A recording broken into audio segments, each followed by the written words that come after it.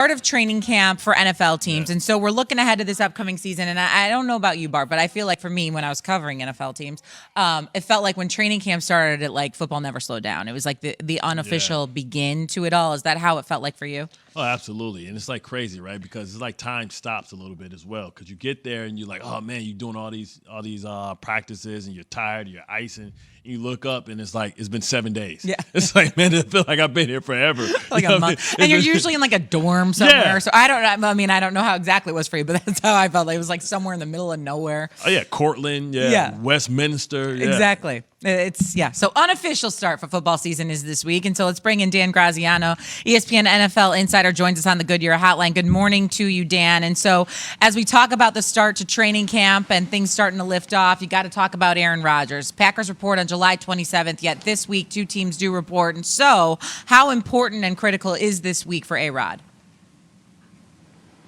Well, I think it's vital because they're reporting next week. If there's going to be a discussion between Aaron Rodgers and the Packers that lands with him being their quarterback this year, it's going to probably have to at least start this week. If people get back from vacation this week and start to set up what's happening when the report date happens in training camp. So I think the team and the player in this case have to get together at least one more time and say, hey, what can we do to get you to be our quarterback this year for one more, even if it's only for one more year. And I think in the case of Aaron Rodgers, you mentioned it's not about money and never has been since the start. I think what it is for Rodgers is he's trying to gain some control over the ending of his career, writing his own ending, so to speak. And I think if there's a way for the Packers to adjust his contract so that he knows how much longer he's going to be there, whether that's only 1 year, 2 years, whatever it is, then I think that probably gets them a little bit down the road toward getting him in a position where he can come back and play for them for however long that is. But I think what bothering him is that they took that control away from him when they went and drafted Jordan Love in the first round last year. And it seems like that's a big part of what's annoying him and what's keeping him away this offseason. Dan, assuming that he doesn't show up, right, that he's going to try and see this thing through until he gets something that's favorable for him, when is the next time where we're going to see maybe them come together, right? Because let's just say they're going to try and see what they have in Jordan Love. When's the next time they're going to come together or the leverage starts to go back in Rodgers' favor? Well, I think if he doesn't show for the start of training camp, which is, of course, possible. I mean, Bart, I think a lot of these guys don't necessarily want to be there for the entire training camp anyway, even if they're under contract and happy with their team. So, I think a couple of weeks into training camp would be another time where they would say, look, and this is getting serious now, we need you here if we're going to get you ready for the season with everybody else. So I would say probably like the second week of August would be an inflection point. And then if not, then the start of the season, certainly. I mean, he could certainly come in and say, hey, I know the offense, et cetera. And then you look ahead to the trading deadline at the end of October, early November. And at that point, if the Packers decide, hey, they're out of it and they need to get some picks back, maybe they look into trading him at that point. To this point, they have not indicated. And in fact, they've strongly indicated the opposite. They do not want to trade him. So that's their leverage, and his is sitting out. No, I'm not talking about this till October. It's not happening. No, I'm ending that right now. Talking to Dan Graziano right now. Great for the offseason. Yeah, exactly. ESPN NFL insider is joining us on Keyshawn, J. Will, and Zubin. Bart Scott, Shea Cornett, along for the ride. Okay, Graz, let's switch gears. Let's go to the Cowboys here because they do start training camp this week. And so Cowboys made all kinds of moves this offseason. They changed their coaching staff up a little bit, especially on the defensive side of the ball. And so what is the biggest obstacle for the Cowboys as they approach the unofficial start to the football season?